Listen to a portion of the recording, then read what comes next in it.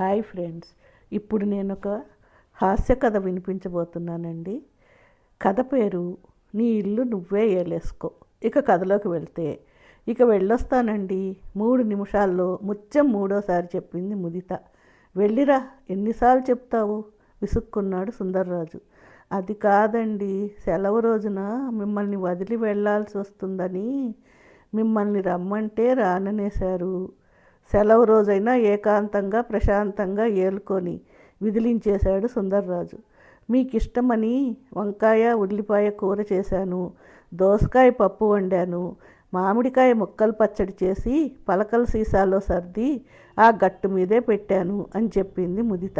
చెప్పిందే చెప్పి చెప్పి నన్ను ముక్కలు చేస్తున్నావు.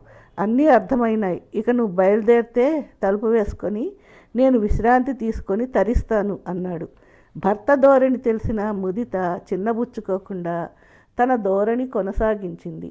రాత్రికి పెందలాడే వచ్చేస్తాలేండి, రాగానే 4 మెతుకులు ఉడకేస్తాను అన్నట్లు మీరు సాయంకాలం తినటానికి గొల్ల చేగోడీలు చేసి గుండు సీసాలో పోసి గట్టు మీద అలమరలో పెట్టాను.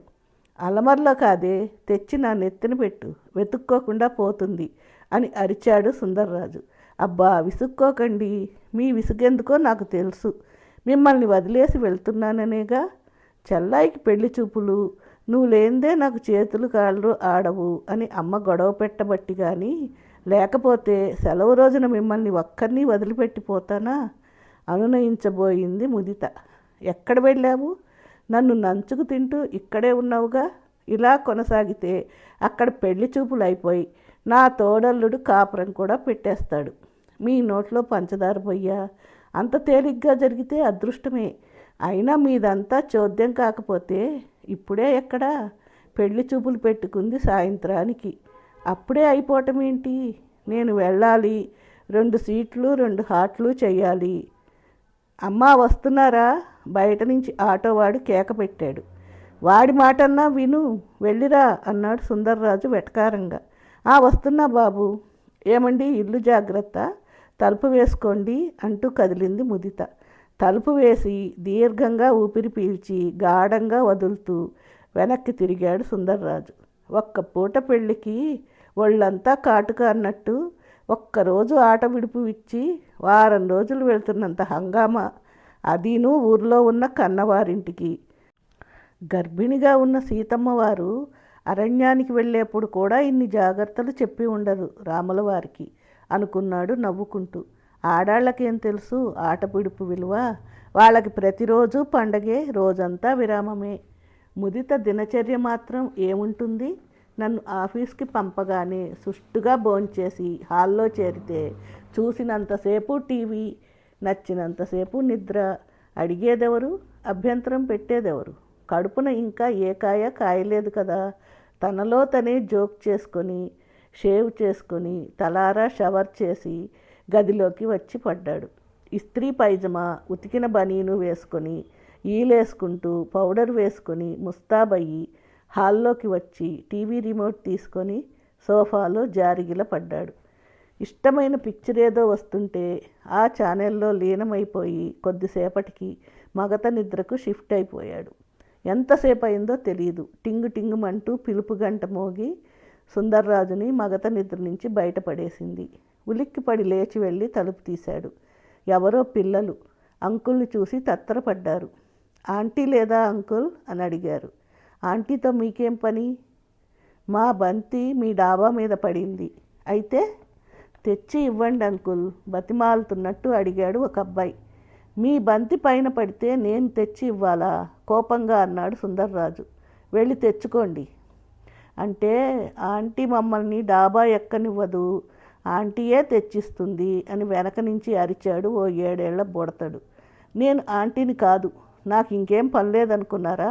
వెళ్ళి మీరే తెచ్చుకోండి విసురుగా అని తలుపులు వేసేశాడు సుందర్రాజు. ఊహించని అవకాశం దొరకబుచ్చుకొని బిలబిలా మెట్లెక్కేశారు పిల్లలు. డాబా మీద నుంచి ఆయా సీజన్లలో కాసే జామకాయలు మామిడికాయలు ఈజీగా అందుతాయి. అందుకే పిల్లల్ని డాబా ఎక్కనివ్వదు ముదిత. 4 తిట్టి ఇంకా బంతి ఇవ్వనని బెదిరించి వాళ్ళు బాగా బ్రతిమాలేక తానే వెళ్ళి తెచ్చిస్తుంది. ఈ విషయం తెలియని సుందర్రాజు పిల్లల్ని దబాయించి పారేసిన విజయ్ గర్వంతో కిచెన్లోకి నడిచాడు. ముదిత వండినవన్నీ లొట్టలేసుకుంటూ తిన్నాడు. డైనింగ్ టేబుల్ అలాగే వదిలేసి టైం చూశాడు. 1 గంట దాటింది. గాలి వచ్చేలా హాల్ తలుపు తీసి ఉంచి భుక్తాయాసం తీరేలా సోఫాలో కూర్చొని ఆ వారం స్వాతి పుచ్చుకొని లొట్టలేసుకుంటూ సరసమైన కథ పేజీ తెరిచాడు. మొదటి పేజీ అయ్యేసరికి గుండె జల్లుమంది. కథలోని సన్నివేశానికి కాదు, ఆ సన్నివేశంలోని ఊర్వశి ఇలలోకి దిగి వచ్చి ఇంటి గుమ్మం ముందు నిలబడి సార్ అని తీయగా పిలిచినందుకు. గబుక్కున లేచి వెళ్ళి రండి అనేశాడు. పర్వాలేదు సార్, నేను తోమింగ్ కంపెనీ సేల్స్ గర్ల్ని అన్నదామె. మీరు ఎవరైనా పని ఏదైనా లోపల కూర్చొని మాట్లాడవచ్చు, రండి. బయట ఎండ ఎలా మండిపోతుందో చూడండి. ఆమె మాట పూర్తి చేయకుండానే అన్నాడు సుందర్రాజు. కాలి కింద తగిలిన పీచు పట్ట నక్కతోకలాగా కనిపించగా ఊర్వశి సభాప్రవేశం చేసింది. ఆమెకి పీఠంగా సోఫా ఇచ్చి దాహానికి థమ్సప్ ఇచ్చి ఆమె అమ్ముతున్న తోమింగ్ బ్రాండ్ లిక్విడ్ సోపు 1 లీటర్ బాటిల్ కొనేసి, లీటర్ బాటిల్ కొంటే ½ లీటర్ ఫ్రీ, మరి అర లీటర్ చొంగ కార్చేసి విడవలేక ఆమెని గుమ్మం దాకా సాగనంపాడు. తిరిగి వచ్చి పుస్తకం తీసుకొని బెడ్రూమ్లోకి పోయి పక్క మీద పడ్డాడు. కథ పూర్తి చేస్తూనే కళ్ళ మీదకు నిద్రకు సరిపడా కమ్మనైన కలలు దాడి చేశాయి. అరగంట గడిచిందేమో, పిలుపు గంట కలకలం. ఉత్సాహంగా లేచి వెళ్ళాడు. మరో ఊర్వశి వచ్చిందేమోనని. మీటర్ రీడింగ్ అన్నాడు గుమ్మంలో నిలబడ్డ బడుద్దాయి. తీసుకో అన్నాడు సుందర్రాజు తిక్కగా. అడ్డం లేవండి అన్నాడు ఆ బడుద్దాయి. సుందర్రాజు వెనుగ్గా గోడ మీద ఉన్న మీటరు ఎగిరెగిరి చూసే ప్రయత్నం చేస్తూ పక్కకు తప్పుకొని వాడు రీడింగ్ తీసుకున్నాక చేతి మిషన్లో ప్రింటింగ్ చేసి ఇచ్చిన బిల్లు తీసుకొని తలుపేసుకొని ఈడ్చుకుంటూ వెళ్ళి మంచం ఎక్కాడు సుందర్రాజు. మంచి నిద్ర పట్టిన కాసేపట్లో మళ్ళీ గంటారవం. ఒళ్ళు మండిపోయింది సుందర్రాజుకి. చిరాగ్గా లేచి వెళ్ళి తలుపు తీయకుండా కిటికీలోంచి చూశాడు. ఎవరో తలపాగా చుట్టుకున్న పల్లెటూరి బైతు. మామిడి చెట్టు బేరానికొచ్చానయ్యా అన్నాడు. మామిడి చెట్టు బేరమేంటి? చెట్టు ఎందుకు అమ్ముతాం? అసలు చెట్టు ఎలా అమ్ముతాం? అయోమయంగా అడిగాడు సుందర్రాజు. చెట్టు అంటే చెట్టు కాదండి, చెట్టు కాయండి. ఇరక్కాసింది కదండి, కాయకు బేరం అండి. ఎవరు చెప్పారు మేము చెట్టు కాయలు అమ్ముతామని అడిగాడు. అమ్మగారు లేరా అండి? అమ్మగారు ఎందుకు? ఆరికి తెలుసండి, అమ్మగారిని పిలవండి. పోయి నేడు వస్తే కాయ తక్కువ ఉంది, పై ఏడు వస్తే చెబుతానని చెప్పారండి. అమ్మగారు అంటూ సుందర్రాజును లక్ష్య పెట్టకుండా తలకాయను కిటికీలో ఆనించి లోపలకు వినపడాలన్నట్టు పొలికేక పెట్టాడు. అమ్మగారు బయటకు వెళ్ళింది, నువ్వు కూడా వెళ్ళిపో, నేను మా చెట్టు కాయలు అమ్మను అని కరాఖండిగా చెప్పేశాడు సుందర్రాజు. తలపాగా బేహారీ గొణుక్కుంటూ వెళ్ళిపోయాడు. అన్నా, ఏం జరుగుతుంది ఇంట్లో? చెట్టు పేరు చెప్పి కాయలమ్మే వ్యవహారం ఏదైనా నాకు తెలియకుండా గూడు పుటాని ఏదైనా జరుగుతుందా? నేనంత వెర్రివాడినా? అన్నీ పట్టేస్తాను అనుకుంటూ వెళ్ళి పక్క మీద వాలాడు. కునుకు పడుతుండగా మళ్ళీ పిలుపు. మెలకువ తెచ్చుకొని సుందర్రాజు బలవంతంగా వెళ్ళి తలుపు తీశాడు. హాయ్ సార్, మీ from safeguard water filter అండి అన్నాడు. మాకేమీ వద్దంతే తలుపు వేయబోయాడు సుందర్రాజు. అవతల వ్యక్తి సుందర్రాజుని వెర్రివాణి చూసినట్టు చూశాడు. యాన్యువల్ మెయింటెనెన్స్ కోసం వచ్చాను సార్, మేడం లేరా? నువ్వెవడిరా మధ్యలో సైంధవుళ్ళా అన్నట్టు అడిగాడు వాడు. మేడం లేదన్న విషయం తల అడ్డంగా ఊపడం ద్వారా తెలియజెప్పి ఆ సర్వీసింగ్ మనిషి వెంటరాగా నీరసంగా కిచెన్లో అడుగుపెట్టాడు సుందర్రాజు. అరగంట సేపు సర్వీసింగ్ చేసి ఫిల్టర్ మళ్ళీ బిగించి వెళ్ళిపోయాడు వాడు. ఇన్ని మంచినీళ్లు తాగి పక్కకు చేరాడు సుందర్రాజు. నిద్ర పట్టక ముందే మళ్ళీ గంట మోత. చచ్చినా లేవను అనుకుంటూ కళ్ళు చెవులు గట్టిగా మూసుకున్నాడు. ఆ విషయం తెలియని పిలుపుల గంట ఐస్ క్రీం బండిలాగా గణగణమని మోగుతూనే ఉంది. ఛీ, అచ్చులోకి రాని మాట ఏదో అనుకొని విసురుగా లేచి వెళ్ళి అంతే విసురుగా తలుపు తీశాడు. ఎదురింటి జమున. తత్తరపడ్డాడు సుందర్రాజు.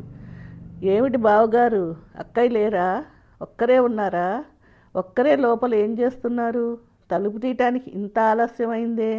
ఒక్కరే అన్న ముక్క 10 సార్ల ఎఫెక్టుతో నొక్కి పలుకుతూ అనుమానంగా చూస్తూ ప్రశ్నలు కురిపించింది గడుగ్గాయి జమున.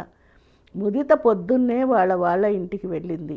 అందుకే మధ్యాహ్నం కదా అని పడుకొని గంట విని డిస్టర్బ్ అయ్యి లేవటం ఆలస్యమైంది. కంగారుగా అనేశాడు. ఊ ఊ అలాగా తల ఊపుతూ డిటెక్టివ్ చూపులతో నిల్చున్న చోటు నుంచే క్లూల కోసం ఇల్లంతా చూస్తూ నిలబడింది జమున. ఇంతలో జమునకు మరింత సమయం ఇవ్వకుండా సుందర్రాజుకు రక్షణ ఇస్తూ బయట నుంచి స్కూటర్ హారన్ వినపడింది. మేం బయటకు వెళ్తున్నాం. మా ఇంటి తాళం చెవులు ఇక్కడ ఇచ్చి వెళ్తామని వచ్చాను. 7 గంటలకు మా ఆడపడుచు కాలేజీ నుంచి వస్తుంది. దానికి ఇవ్వండి. తాళం చెవుల గుత్తి టీపాయి మీద ఉంచి బయటకు పరిగెత్తింది జమున. అమ్మయ్య అనుకున్నాడు సుందర్రాజు. చెయ్యని నేరానికి జైలు శిక్ష అనుభవించిన వాడిలా భయపడుతూ. ఇహ పడుకోబుద్ధి కాలేదు. కానీ పీడకలలో నుంచి మెలకు వచ్చినా లేదా లేవగానే ఏదైనా చెడు ఎదురైనా మళ్ళీ కాసేపు పడుకొని ఫ్రెష్గా లేవాలని వాళ్ళ అమ్మమ్మ చిన్నప్పుడు చెప్పిన విషయం గుర్తుకొచ్చింది సుందర్రాజుకి. వెళ్ళి పడుకున్నాడు. ఒక కన్ను తెరుచుకొని ఒక చెవి గుమ్మం వైపు పడేసి. 15 గంట సేపు ఏ చప్పుడు వినరాలేదు. నెమ్మదిగా కునుకు పట్టింది. ఈసారి గంట బదులు తలుపు మీదే అయింది దబదబా చప్పుడు. అమ్మాయి ముదిత అంటూ కేక కూడా వినపడింది. ఉడుక్కుంటూ లేచి వెళ్ళాడు సుందర్రాజు. 4 ఇళ్ల అవతల ఉండే రాంబాయమ్మ గారు. అమ్మాయి లేదా నాయనా, అలా ఉన్నావే? మాట్లాడుతూనే లోపలికి వచ్చేసింది ఆవిడ. ఇప్పుడే నిద్రలేచానండి. ఇప్పుడేమి నిద్ర నాయనా? అసుర సంధ్య వేళ నిద్రపోతున్నావా? అయ్యో, వంటికి ఇంటికి కూడా మంచిది కాదు నాయనా. ముదితమ్మ ఎక్కడికి వెళ్ళింది? చెప్పాడు సుందర్రాజు. పోనీలే నాయనా, ఒక రెబ్బ కరేపాకు కోయించుకుపోదామని వచ్చాను. నువ్వే కోసిపెట్టు. ఆ చేత్తోనే ఒక మామిడికాయ కూడా కోసిస్తివా? పచ్చడికి పట్టుకుపోతాను. వాటితో పాటు నా పీక కూడా కోసిస్తాను, పట్టుకుపోండి. పీడ విరగడైపోతుంది అంటూ గొణుక్కుంటూ పళ్ళు నూరుకుంటూ డాబా మెట్లు ఎక్కాడు సుందర్రాజు. డాబా అంతా కిష్కిందలాగా ఉంది. పొద్దున పిల్లలు కోసి పడేసిన మామిడి కొమ్మలు పిందలతో. అదేమీ పట్టని సుందర్రాజు ఒక రెబ్బ కరేపాకు ఒక మామిడికాయ కోసుకుని కిందకు దిగాడు. ఈ కిష్కింద తాలూకు రియాక్షన్ రేపు డాబా ఎక్కబోయే ముదిత వల్ల తెలిసొస్తుంది అతడికి. దూరంగా అస్తమిస్తున్న సూర్యుడు సుందర్రాజును చూసి చల్లగా నవ్వాడు.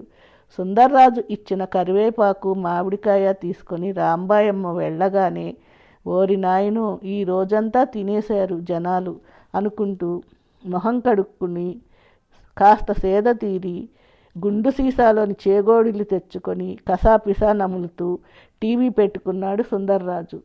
సినిమా మధ్యలో వచ్చిన ఎదురింటి ఆడబడుచుకి మాట్లాడకుండా టీపాయ్ చూపించాడు. ఆమె అక్కడ ఉన్న తాళం చెవులని తీసుకొని అతడి కేసి వింతగా చూస్తూ వెళ్ళిపోయింది. 8 గంటలు అవుతుండగా వచ్చింది ముదిత. గబగబా కాళ్ళు చేతులు కడుక్కొని స్టవ్ మీద కుక్కర్ పడేసి వచ్చి పెళ్లి చూపుల కబుర్లు మొదలుపెట్టింది. ఊ ఊ అంటూ అన్యమస్కంగా వింటున్నాడు సుందర్రాజు. ఏమండి పరధ్యానంగా ఉన్నారు? బాగా ఏలుకున్నారా మీ సెలవు రోజుని? నవ్వుతూ అడిగింది ముదిత. బరస్ట్ అయిపోయాడు సుందర్రాజు. నా బొంద ప్రశాంతత! ఏం మనుషులు, ఏం గోల! ఒక్క 15 గంట ప్రశాంతంగా పడుకుందామంటే వీలుగాదే. ఓర్ నాయనో, ప్రతిరోజు నీకింతేనా? ఎలా వేగుతున్నావు వీళ్ళందరితో? వద్దు తల్లి, వద్దు. ఈ ఏకాంతము నా వల్ల కాదు, ఏలుకోవటము నా వల్ల కాదు. అనునిత్యం నీ ఇంటిని నువ్వే ఏలుకో. హఠాత్తుగా 2 చేతులు ఎత్తి దండం పెడుతూ అన్నాడు సుందర్రాజు. కథ సమాప్తం.